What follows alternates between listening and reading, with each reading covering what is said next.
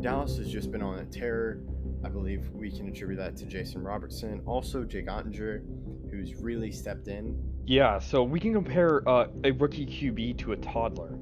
Hayward's absence for this game will be significant, and I wouldn't be surprised if this game turns into a blowout as of late. The Golden Knights just can't pull it. I really think the Avalanche are determined this year. They made so many moves and grabbed so many guys that they have to win a championship or at least make the finals. They were on our championship and bust. The same self, the only year he won an MVP was the year he cheated, which really should put something against that MVP. But Yeah, and as a Cowboys fan, I have learned how dangerously good Aaron Rodgers has been with he can just thread a pass. Hello, I am Ruby Ackerman, and you are listening to Outsider's Opinion with Kevin and Austin. What's up, y'all? Welcome to our XFL Opinions of the Week. I'm Kevin, and I'm joined by the man that predicted the Renegades, Austin. I did. I took the underdog, a team that coming into the playoffs was 4-6. And you know what, Kevin? They did it. They did. So are they five? They ended the season 500. Yes, they finished the year 6-6. All right. So thoughts on that? A 500 team winning championship. I think it's the big trade they made for a QB in the middle of the year. It does display some parity. It shows that trades midseason in the XFL do matter. Luis Perez, 288 yards, 3 touchdowns, 26 of 36 passing. He played amazing. And the DC defenders, as you mentioned before the video started, could not defend. Yes, they did not defend my title. Then also, they first year in Arlington, they bring it. It's been a while since the team that's the Dallas Cowboys in Arlington have brought a championship or just a conference championship. But yeah, it looks like the Renegades got off to a hot start with having a 14-0 lead at the end of the first half and extended it.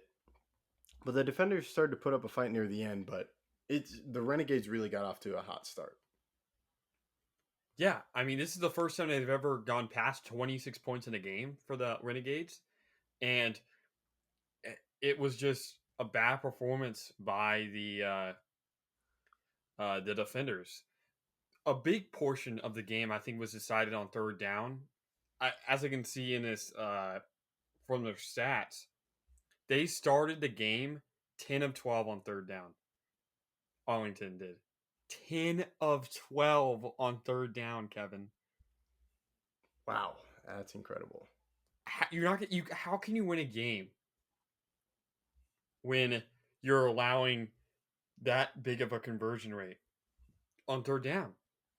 The defense just could not. The defenders couldn't defend. I think that's the mantra of the game. And again, I think Bob Stoops, a former national champion head coach at Oklahoma, just out-coached. Yeah, that's a interesting thing here because I believe the Renegades already had the previous XFL team was already going to have Bob Stoops, and then he came back in the XFL, and it worked out, and he pulled off that trade, and it seemed to work there because they did that. When did they do that trade?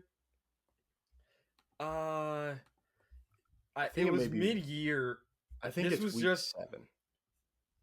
I think it was week 6 because this was their 6th start. There's no bye week, right? It's 10 straight weeks. I don't think so. I'm not sure about If there's no bye weeks, I think it was week 6 because he's played 6 games with the team. So that's 7, 8, 9, 10, playoff game. So that would be, this is his 6th start. The championship game was. So he played 4 games in the regular season. So it would have been week 7, 6-ish. It had been in between week 6 and week 7. He played in week 7 for the team. That was his first game. Oh, wow. So what's their record with Perez? That's a great question. Let me just find the Arlington Renegade schedule real quick while you talk a little bit more about the game. Yeah, so it looks like once we get that stat, but it looks like the defenders put up a chance, as I mentioned in the beginning, which I think is good. It ended up being a close score, 35-26, while the other games were just blowouts, which I think it's a good thing given the rules of the XFL. They were always in it. So I don't think they would always turn off the game like we've seen with other Super Bowl games or other championship games. So that's one thing.